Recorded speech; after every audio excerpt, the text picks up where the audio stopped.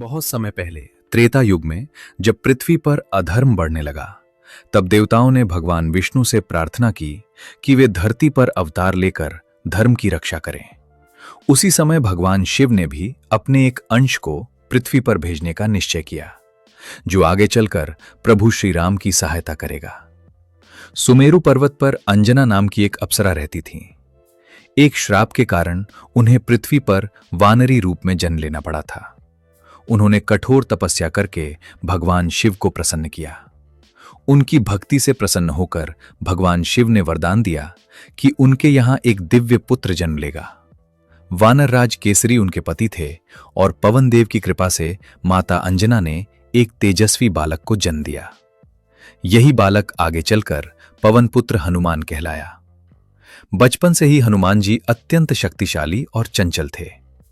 एक दिन सुबह उन्होंने आकाश में उगते हुए लाल सूर्य को देखा। उन्हें लगा कि वो कोई चमकता हुआ फल है। वे तुरंत आकाश में उड़ गए और सूर्य को पकड़ने पहुंच गए। ये देखकर देवताओं में भय फैल गया। इंद्रदेव ने अपने वज्र से हनुमान जी पर प्रहार किया। वज्र उनकी ठोड़ी पर लगा और वे नीचे गिर पड़े। पवन देव अपने पुत्र की ये अवस्था देखकर अत्यंत क्रोधित हो गए और उन्होंने पूरी पृथ्वी की वायु रोक दी।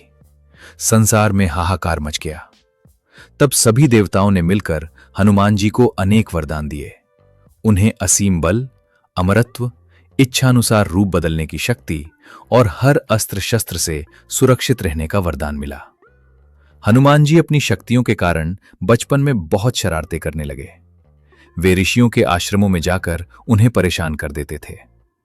तब ऋषियों ने उन्हें श्राप दिया कि वे अपनी सारी शक्तियां भूल जाएंगे और केवल आवश्यकता पड़ने पर किसी के याद दिलाने से ही उन्हें अपनी शक्तियां स्मरण होंगी।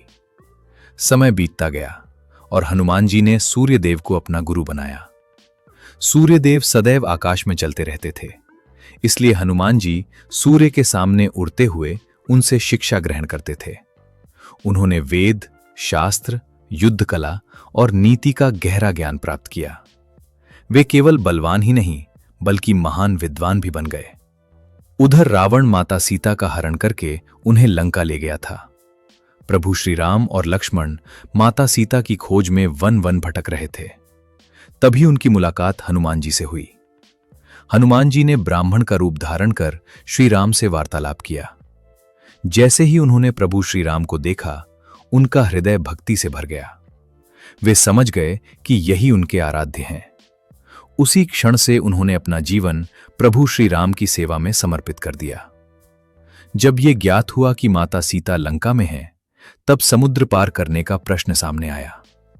पूरी वानर सेना चिंतित थी। तभी जामवंत ने हनुमान जी को उनकी भूली हुई शक्तियां याद दिलाईं। अपनी शक्ति स्मरण होते ही हनुमान जी ने विशाल रूप धारण किया और समुद्र पार करने के लिए आकाश में उड़ गए। रास्ते में अनेक बाधाएं आईं, लेकिन उन्होंने हर कठिनाई को पार कर लिया। लंका पहुंचकर उन्होंने अशोक वाटिका में माता सीता को खोज निकाला। माता सीता अत्यंत दुखी होकर प्रभु श्री राम को याद कर रही थीं। हनुमान जी ने उन्हें श्री राम की अंगूठी दी और संदेश सुनाया कि प्रभु शीघ्र ही उन्हें मुक्त कराने आएंगे। ये सुनकर माता सीता की आंखों में आशा लौट आई। हनुमान जी ने रावण को चेतावनी देने के लिए उसकी सेना का विनाश कर दिया। क्रोधित होकर रावण ने उनकी पूंछ में आग लगवा दी, लेकिन हनुमान जी ने उसी आग से पूरी लंका को जला डाला। चारों ओर आग की लपटें उठने लगीं और जय श्री राम का घोष गूंज उठा। इसके बाद राम और रावण के बीच भयंकर युद्ध आरंभ हुआ। युद्ध में मेघनाद के बाण से लक्ष्मण मूर्छित हो गए। वैद्य ने कहा कि उन्हें बचाने के लिए हिमालय से संजीवनी बूटी लानी होगी। हनुमान जी तुरंत हिमालय पहुंचे, लेकिन वे संजीवनी बूटी पहचान नहीं सके। तब उन्होंने पूरा पर्वत ही उठाकर युद्ध भूमि में ला दिया। संजीवनी के प्रभाव से लक्ष्मण जी पुनः स्वस्थ हो गए। अंततः श्री राम ने रावण का वध किया और माता सीता को मुक्त कराया। युद्ध समाप्त होने के बाद प्रभु श्री राम ने हनुमान जी को गले लगाकर कहा कि उनके उपकारों का ऋण वे कभी नहीं चुका सकते। उन्होंने हनुमान जी को अमरत्व का वरदान दिया और कहा कि जहां भी राम कथा होगी वहां हनुमान जी अवश्य उपस्थित रहेंगे। आज भी माना जाता है कि हनुमान जी कलयुग में पृथ्वी पर विद्यमान हैं।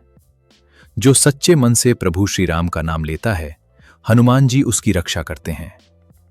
इसी कारण उन्हें संकट मोचन कहा जाता है। राम नाम से बड़ा कोई मंत्र नहीं, हनुमान जी से बड़ा कोई भक्त नहीं। जय श्री राम, जय बजरंगबली।